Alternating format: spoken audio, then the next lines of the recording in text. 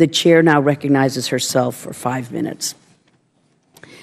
This week marks the end of the second extension of the Joint Plan of Action, and though no final deal has been made as the negotiations continue, it is important to take stock of where we stand today versus where we stood on November 24th, 2013, when the JPOA was formally announced. While Iran may have complied with some cosmetic aspects of the JPOA, reducing enrichment stockpiles, turning off some centrifuges, the fact remains that Iran's nuclear infrastructure remains entirely intact. Let's pretend for a moment that Iran hasn't already violated the terms of the JPOA, a notion that is as preposterous as Iran's claim to a right of enrichment. The role of monitoring Iran's nuclear program and verifying its adherence to the agreement falls on the International Atomic Energy Agency, the IAEA, and our intelligence community. Neither option inspires much confidence, considering we've failed to detect Iran's covert activity before, and we failed to detect nuclear activity in Syria and North Korea as well in the past. History has shown us that our intelligence assessments are not always perfect, so we cannot allow Iran to even possess the capability to get a bomb, because we very likely would miss it if Iran makes that mad dash. Just last year, the Defense Department put out its own assessment that we do, in fact, lack the capability to detect covert nuclear sites in Iran and wouldn't be able to detect a move toward breakout. And it was before this subcommittee that General Hayden, former director of the NSA and the CIA, echoed that sentiment, saying that as long as Iran continues to block access to its facilities, we wouldn't be able to detect its development of a bomb. He then stated that if he were advising the president, unless Iran came clean about its past weaponization and PMD activities, he would be compelled to say that the deal could not be adequately verified. So then that leaves the lion's share to the IAEA. The IAEA has a long history in Iran, but not nearly as long as Iran's history of subterfuge and covert work on a nuclear weapons program.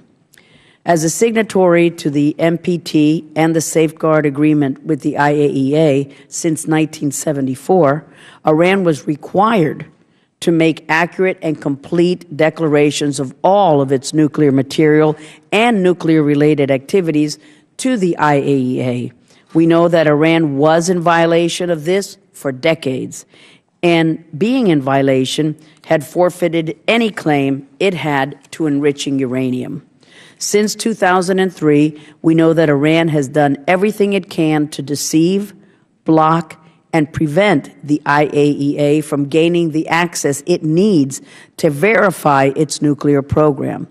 Iran has taken advantage of several rounds of negotiations to stall for time and has exploited loopholes and ambiguities to make advances in its nuclear program.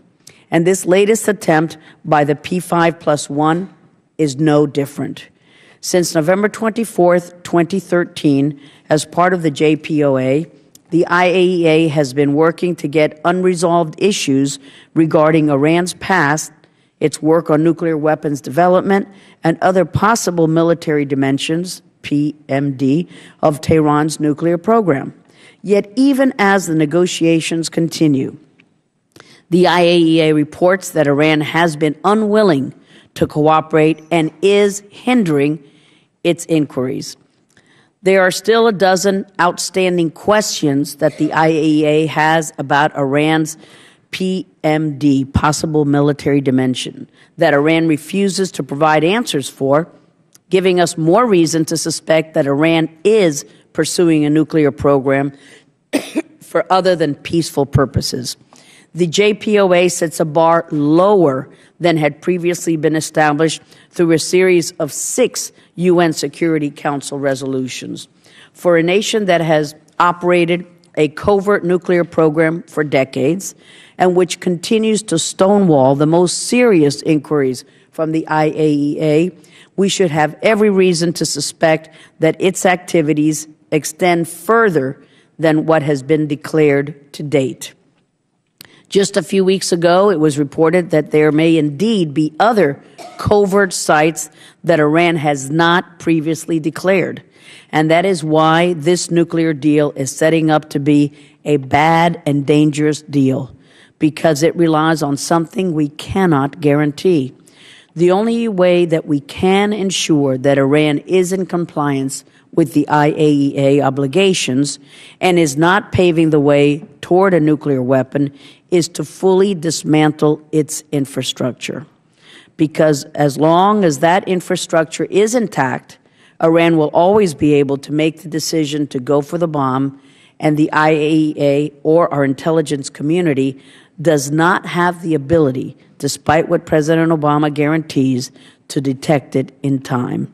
Shame on us. And with that, I'm glad to yield for his opening statement to my good friend from Florida, the ranking member, Mr. Deutsch.